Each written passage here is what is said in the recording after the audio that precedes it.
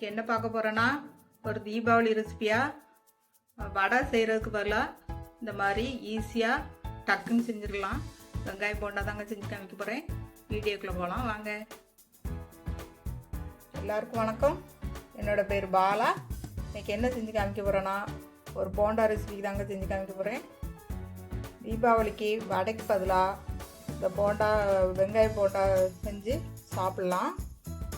அதுக்கான ஒரு 4 வெங்காயம் நீளமாக கட் பண்ணி வச்சுருக்கிறேன். ஒரு கப் கடலை மாவு எடுத்துருக்கிறேன்.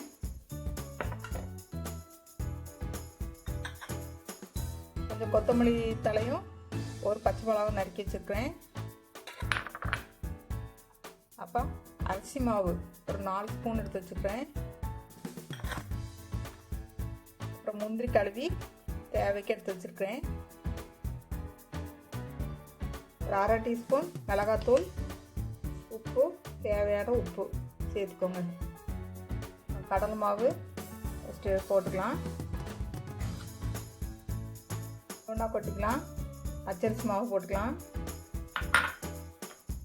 அப்புறம் முந்திரி போட்டுக்கலாம்.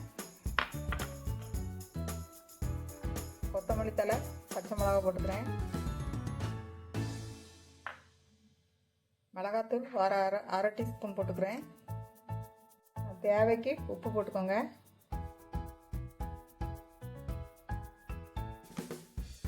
அதுக்கு ஒரு 1/2 டீஸ்பூன் நெய் போட்டுருக்கேன்.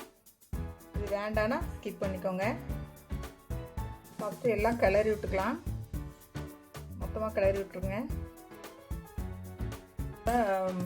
நல்லா பிசைஞ்சிருங்க. அந்த ஈரம் அந்த கடல் மாவில் அப்படியே செட் ஆகணும். நல்லா பிசைஞ்சிடலாம். அதுக்கப்புறம் கொஞ்சம் தண்ணி ஊற்றி பிசையலாம். மொத்தமாக பிசைஞ்சிட்டேன். கொஞ்சம் கொஞ்சமாக தண்ணி ஊற்றி பிசைங்க. போண்டா பிடிக்கிற பதத்துக்கு பிசைஞ்சால் போதும்.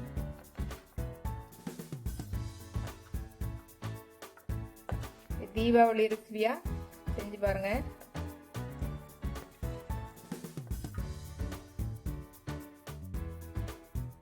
கொஞ்சமாக தண்ணி விட்டுக்கிறேன்.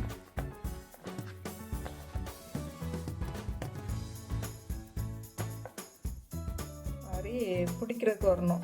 இந்த மாதிரி பிடிக்கிறதுக்கு வந்தால் போதும். தண்ணி விட்டு இந்த மாதிரி பிடிக்கிறதுக்கும் இந்த மாதிரி கெட்டியாக உருண்டை பிடிக்கிற அளவுக்கு வந்தால் போதும்.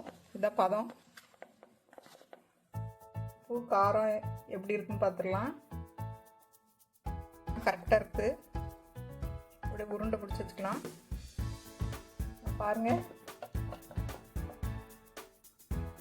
பிடிக்கிறது வந்தால் போதும். அந்த மாதிரி பிசைஞ்சு வச்சுக்கோங்க. இப்படி உருண்டையாக பண்ணி வச்சுக்கலாம். போண்டாவுக்கு நல்லா அப்படியே அழுத்தி உருண்டை பண்ணி வச்சுருங்க. நான் சன்ஃப்ளவர் ஆயில் ஊற்றி எண்ணெய் சூடு பண்ண வச்சுட்டேங்க அடுப்பில். அதுக்குள்ளே உருண்டை பிடிச்சிக்கலாம். சூடாகுக்குள்ளே இப்படி பண்ணிங்கன்னா ஈஸியாக வேலை பார்த்துடலாம். பாருங்கள், ஒவ்வொரு உருண்டையும் பண்ணி வச்சிடலாம்.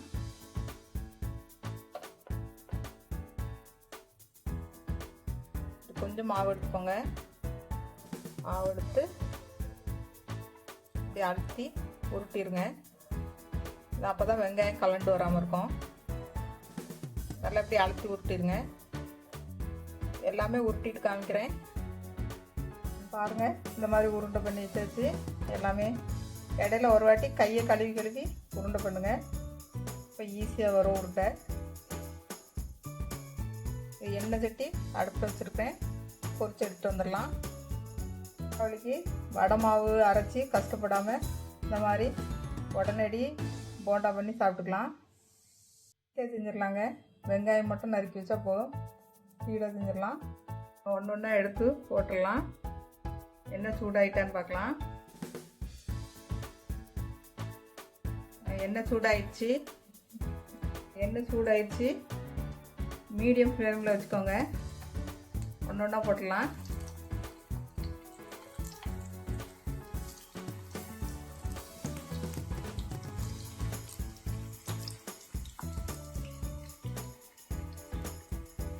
தீபாவளிக்கு இந்த மாதிரி செஞ்சு பார்த்துட்டு கமெண்டில் சொல்லுங்கள். ஏற்கனவே 4-5 பேர் கமெண்ட் பண்ணியிருந்தீங்க, அவங்களுக்கு நன்றி. மீடியம் ஃப்ளேமில் வச்சுக்கோங்க. அப்படி லேசாக அப்படி உருட்டி போட்டுடலாம். அப்புறம் நல்லா சுற்றி வேகும். இதுவுமே கடலை மாவில் முக்கி போடவும் செய்யலாம். இந்த மாதிரி பொரிச்சு எடுக்கலாம். இது மேலே கிறிஸ்பியாக இருக்குங்க, அதனால் இந்த மாதிரி பொரிச்சு எடுக்கிறேன் போண்டா. நாங்கள் இப்படி லேசாக புரட்டி போடுங்க. இன்னும் கொஞ்சம் வேகணும். கொஞ்சம் ப்ரௌனிஸாக வந்தோடனே எடுத்துடலாம். பாருங்க, நல்லா வெந்துட்டு எடுத்துக்கலாம். கொஞ்சம் மெல்ல தான் வேகுது. 5 நிமிஷம் டைம் எடுக்குதுங்க. 5 நிமிஷம் 7 நிமிஷம் கிட்ட டைம் எடுக்குது.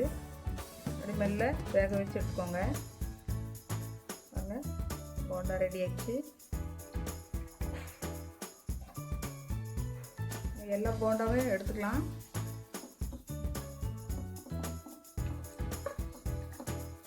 ஸ்டவ் ஆஃப் பண்ணிடுறேன்.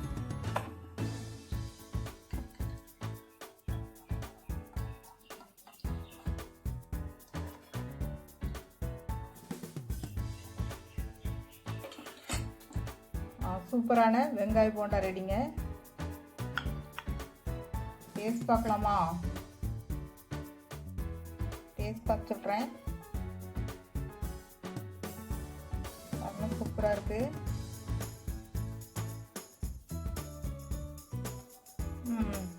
மேலே நல்லா கொஞ்சம் கிறிஸ்பியாகவும் உள்ள கொஞ்சம் நல்லா சாஃப்டாகவும் இருக்குது.